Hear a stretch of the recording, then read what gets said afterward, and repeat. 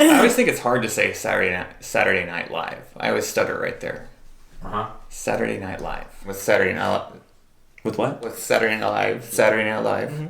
Saturday Night Live. With Saturday Night Live. Oh my God. Yeah. Yeah. What? Hello and welcome to the Numbering Company Show. We are your hosts. I'm Anise Friesen. And I'm Mitchell Lyon. And today we're going to spend some time talking about the film Safety Last from 1923. Directed by Fred Neumeier and Sam Taylor. We are also going to have a special guest joining us. Alan is from New York City originally. He moved to Virginia. Mm-hmm. He then moved to Chicago, and now he's back in New York City, where he is a writer for Saturday Night Live. And Alan is a former cast member and instructor at the Second City in Chicago. Please help me welcome Alan Linic.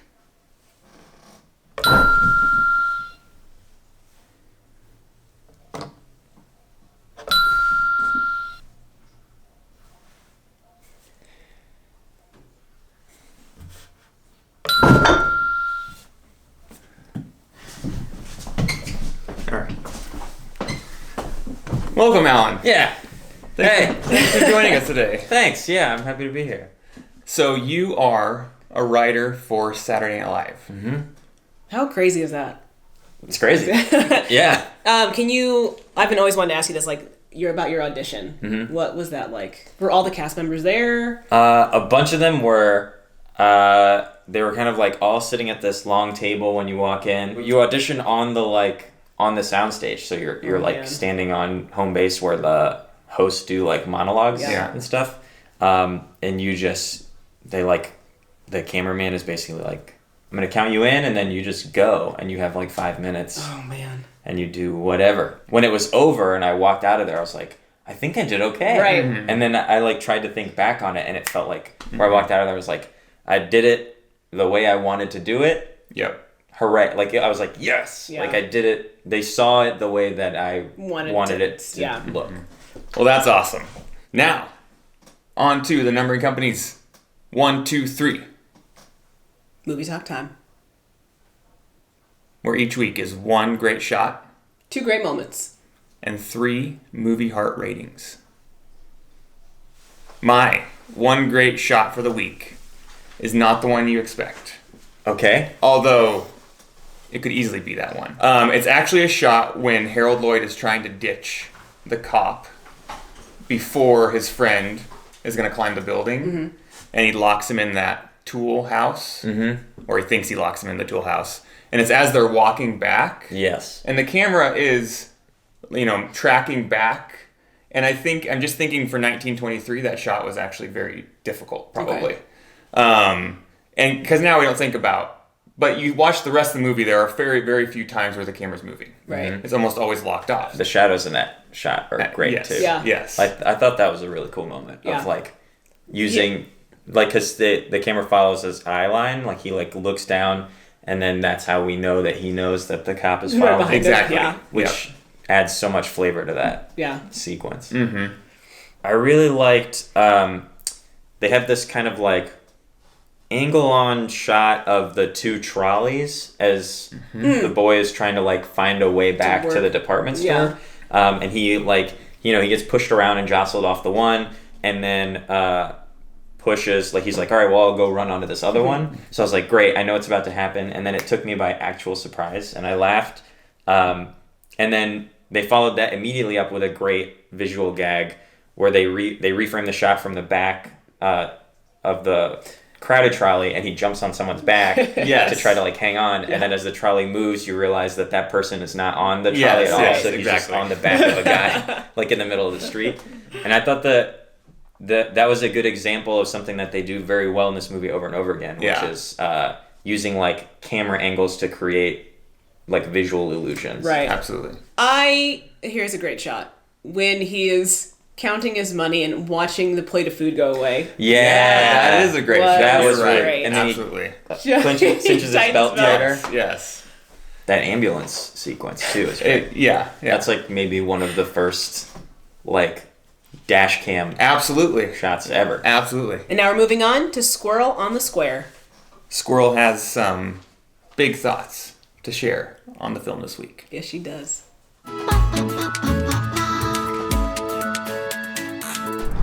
I remember calling my mother to a window early one morning and shouting, "See there, a flock of pigeons. Aha, April Fool." Now moving on to 2 great moments. Alan, would you like to share one of your great moments? Yes, something that I really liked is that the very last moment of the movie is the boy and the girl walking arm in arm across this roof and away. And as they're walking, Harold Lloyd walks through they're like retarring the roof. Yes, so right. he walks through this tar and his feet, his shoes get stuck. So he walks out of his shoes, and then his socks get stuck. So he walks out of his socks. Yes. And I just thought that was like a cute. It's like a cute moment, and they managed to this is like a funny, cute. Everybody wins here. The drunk guy, for me, would be... Oh, yes. Oh yeah. I mean, this... being so wasted that he couldn't even get a net off of him, to where he's just just so hard to get his fingers off of the Putting net. it on and off. Over and over again, yeah. They're like, all right, your job is to get the cop to realize that Limpy Bill is going to be climbing this building. And then, for no reason at all, the drunk guy follows the cop around for the rest of the movie. Yeah. It's great. One of my great moments was when Harold Lloyd is on the edge of the building.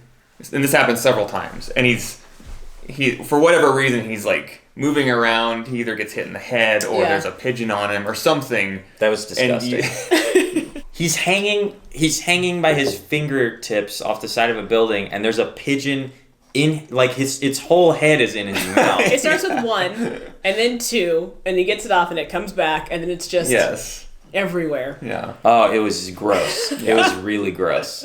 I thought with this one, it might be fun for you to give us like a little tutorial on some Harold Lloyd moves. Okay. I mean, well, the big one is that Harold Lloyd is like the king of crawling imperceptibly behind things, or disappearing behind moving objects and stuff. Yep. Let's do one of those. Okay. Let's go. All right. Hello, I'm Alan Linic. I'm one of the top 2,000 Harold Lloyd impersonators in Nebraska, and I'm going to be demonstrating the official Harold Lloyd hidden crab walk box trick.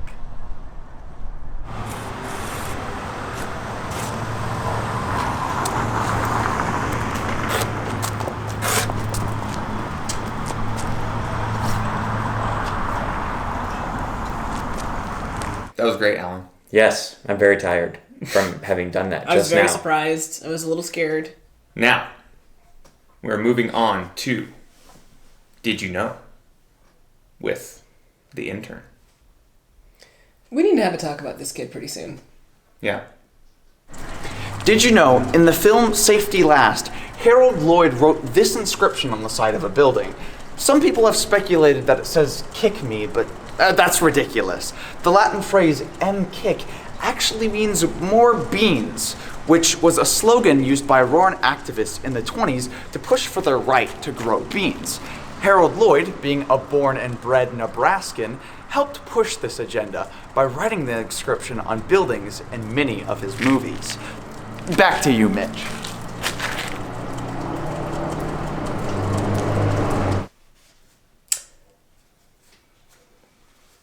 Those are very interesting facts. Facts. If they're true. Big if true. Next, we're moving on to our 3 movie heart ratings. Mm-hmm. But before we do, I want to thank our live studio audience. Say hi, everybody. Hello. Hey, Dave. Hi. Thanks for coming again. You're welcome. Have you seen Safety Last? I have not. Any interest in after this conversation? Probably not. Okay. Well, thanks for coming. Good to be here. What? I was thinking. I was like, do I like or fart it? I don't know. You notice that we don't say fart? We just let the machine... Yeah. we're not that Crass. vulgar. No. We wouldn't use the F word. Passing gas is what we'll say. Yeah. Now, moving on to our 3 movie heart ratings. Where it is either a love, a like, or a... This week is easy for me. Again, I love this movie. I was kind of torn between a love and a like. I was very surprised on how funny it was. Yeah. I love it, but I hate the ending. Or I fart the ending. Ooh. I said it. You said the I word. said it. It's never happened before. Does Oh that my mean you're gosh. gonna land in the middle or the? I love it. No, I like it. I'm going to stay right in the middle. I like it. Okay. No, I love it. I love it. Okay. I'm sticking with it. Yeah, this was a hard one for me too. I think it's like, because it starts out, if I'm watching it, I'm like, this is a comedy. Right. Mm-hmm. And then there's like this 30-minute sequence that the whole movie's built around that's like scary. Right. Yeah. It made me like I was anxious watching him climb up this thing. Yeah.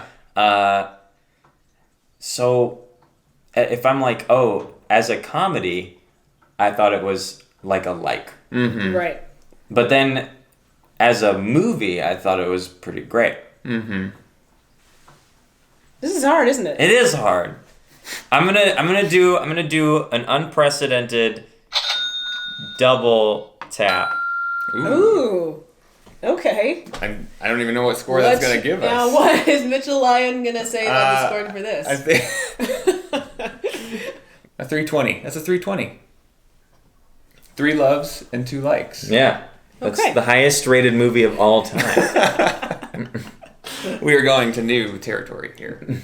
Well, like, all right, because the other reason that this movie is so hard is, like, how are we judging it? Mm-hmm. It's like, if I'm walking into this and I divorce it from the context of it being a 1920s silent movie, Right. then I'm like, okay, the plot was all over the place. Right. The like, shot continuity is non-existent. Right. You know, some of the jokes are, like, uncomfortable and outdated. Yeah. That ending sequence is like nerve-wracking and like crazy. The ending is like whatever. like where how am I judging? I guess so, I love what's the criteria for judging this movie? Are we judging it in context? I don't have a criteria. That's what my rating is. Very simple. Yeah. It's just like that's what I like about it. Okay. About the rating, it says if you're talking to a friend and you're like, and maybe that'd be your criteria. I would recommend this. That would be a love. You didn't mind wasting that 73 minutes. That would be a like probably. And then if you regretted your time, that's kind of how I generally think about it. I think. All right. Because like if someone was like, hey, I want to make a movie with you. Here's the script, and they handed me this, I'd be like, what the hell is this hodgepodge? Yeah, I would stamp my cigar out on the desk and be like, get out of my office. But when Mitchell's like, hey, do you want to watch this Harold Lloyd movie? They like invented like that optical illusion that makes it look like people are really high up. Right. Yeah. And they established all of these like comedy tropes. Yeah. That now we're like, I recognize this, but at the time they made that up. Absolutely. Right. Like, I don't know how I can't divorce myself from the fact of it when it was made. right. I can't evaluate it based on Like present day. Yeah. Because there's only 2 ways I can actually think about it, and it's if I walked into the theater in 1923 and watched it. Mm-hmm. He'd be the one that's like cheering and taking his hat off. Throwing money at the piano player. I've been blown away. Yeah. Or now I'm just like, I marvel at what was happening in 1923 that got us to where we are today, and the film history. And I'm just thankful that we still have a copy of this, that it wasn't lost. And This is when we need to do a memoriam for all the stunt doubles. Oh. Yeah. Yeah. Next, we're moving on to the deal of the week with Dario Diaz. Take it away, Dario. Hello guys, this is Dario Diaz again. I'm here at the Square in Aurora, Nebraska. Beautiful weather, by the way. The deal of the week is we're giving away the Numbering Company stickers. See, they're pretty cool. They're pretty nice. And they're for free. You have to come over here at the Number and Company office, which is at the southwest corner of the square here in Aurora, of course. And just knock on the door, and Mitch will come out and give you your sticker free. You can put it anywhere, you know, your computer, your car, your stove, your fridge, I don't know, your toilet. Who knows what you want to do with the sticker? Just make sure you put it out there so people can see it, and that's pretty cool. They're pretty cool. I really like them. They're dark. The colors are pretty nice. And of course, we promote Aurora, Nebraska, which that's what we are. And don't remember your sticker. And I'm thinking I'm gonna have to try this. So don't call the police on me.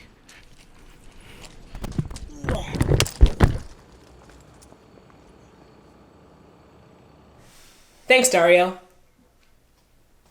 Alan, Yeah. for being our guest this week. Mm-hmm. We were going to send you home with a Number and Company t-shirt. I wanted to have this unwrapped. I'll take it. I get to unwrap it. Yeah. Ooh, thank you. Yeah. This is cool. So, Alan, can you tell me a bit about your day and how it goes before shooting, or how long it takes from start to finish? Yeah, so we do film the show live, so the whole week is just like putting the pieces together and like getting everything in the best place it can possibly be, as tight as it can go, making sure the props are right, the host is set, everyone knows what they're doing, the costuming, like everything, everyone kind of like has their hands on everything to make sure that everything's coming together, because you know, we'll do table read on Wednesday, and then they'll decide what's going to happen that night.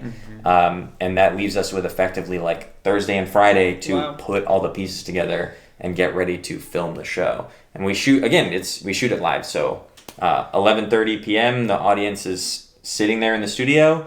They do the 5, 4, 3, 2, 1 countdown. The cold open starts, and from there, everything you're seeing is basically happening in real time on the show. That's amazing. Yeah. Thank you, Alan, for joining us today. Absolutely. Go watch SNL. Every Saturday.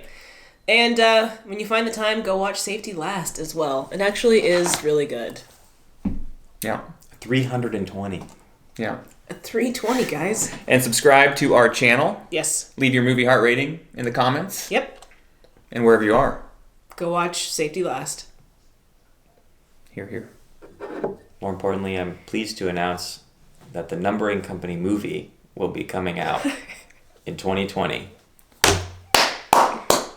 Wide release, theaters everywhere. Okay, yes, yes. Mark your calendars. We just need a script, Yeah. cast. And $450,000. Make it happen, guys. At least. Yeah. Yeah, yeah, yeah. Loaded. Yeah. Yeah, you can only say yummy if you're under 10 or if you're like looking at a picture of a beautiful person. Those are the only two contexts where it's okay.